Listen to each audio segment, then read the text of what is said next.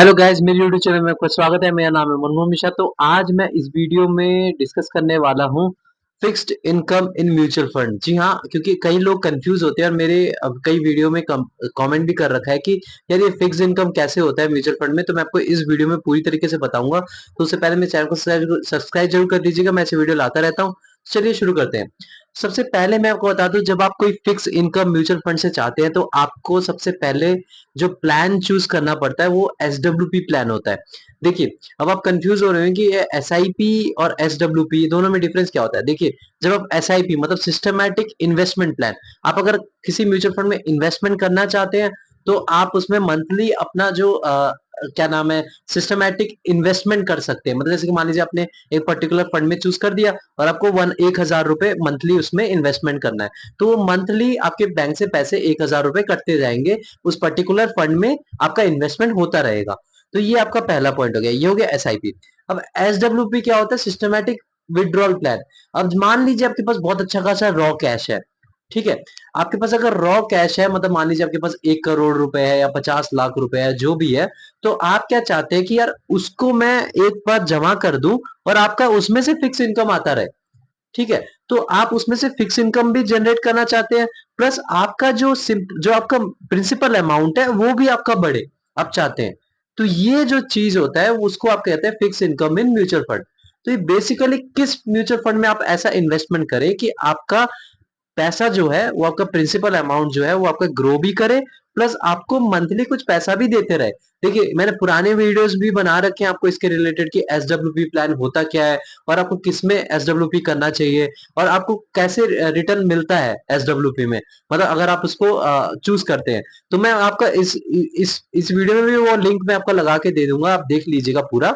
तो लेकिन मैं आपको इसमें बता देता हूँ कि करना क्या होता है कि अगर आपको SWP प्लान चूज करना पड़े, मतलब आपको फिक्स इनकम चाहिए, आपके पास अच्छा खासा रॉ कैश है, तो आपको बता रहा हूँ कि अगर आपके पास 50 लाख रुपए है तो आपको 50 लाख रुपए पूरे नहीं लगाने। 50 लाख में से 25 से 30 लाख रुपए आप FD में ही जाइए, थोड़ा सेफ रहिए, और 20 लाख रुपए आप इसमें SWP प्लान चूज करिए। ये नहीं कि पूरा आप सारा पैसा इसमें लगाए। तो मैं कहता हूँ हर वक्त डाइवर्सिफाई करना बहुत जरूरी होता है।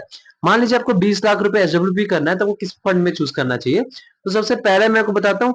सबसे पहला है वो है हाइब्रिड फंड, और दूसरा जो है आपका वो इंडेक्स फंड। देखिए, मैं आपको बता देता हूँ होता क्यों है, आपको इसमें ही क्यों SWP चूज करना है। क्योंकि जो ये दो जो फंड होते हैं ना, मतलब जो इंडेक्स फंड होता है और हाइब्रिड फंड होता है, ये बेसिकली सबसे सेफ चलते हैं। मतलब सबसे सेफ, मतलब जो इनका जो इन्वेस्टमेंट होता है वो सारे बड़ी कंपनीज में होता है। तो बड़ी कंपनीज जो होता है उसमें भी डाइवर्सिफाई हो रखा होता है, तो इसमें जो डूबने के चांसेस थोड़े कम हो जाते हैं। अब देखिए, जो बड़े वेल एस्टेब्लिश कंपनीज सारे रातों रात तो डूबेंगे नहीं।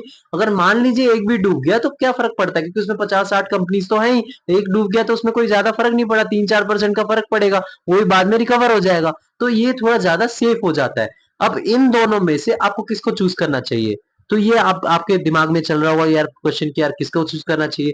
तो मैं आपको बताता हूँ, इंडेक्स फंड हाइब्रिड फंड से थोड़ा सा ज्यादा रिस्की हो जाता है, लेकिन लगभग सेम होता है, लेकिन थोड़ा ज्यादा रिस्की आपका इंडेक्स फंड होता है। रीजन ये है कि इंडेक्स फंड में 100% इक्विटी होती है। 100% इक्विटी मतलब इसमें टॉप की 50 कंपनी में आपका पैसा लगा होता है, ठीक है।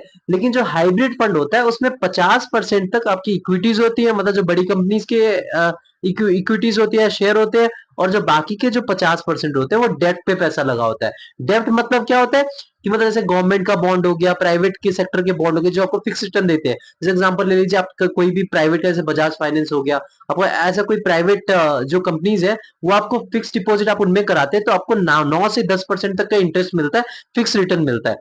तो उसमें जो होता है थोड़ा रिस्क थोड़ा कम हो जाता है। क्योंकि कम रिस्क भी तो होता है, क्योंकि यार प्राइवेट सेक्टर्स के वो होते हैं, अगर प्राइवेट सेक्टर डूब गया, वो वाला पर्टिकुलर बजाज ही डूब गया, तो को पैसे डूब जाएंगे, लेकिन डूबने के चांसेस थोड़ा ज्यादा सेफ हो जाता है आज कंपेयर टू मतलब कोई दूसरा, अगर आप दूसरे कंपनी में इन्वेस्टमेंट करते हैं।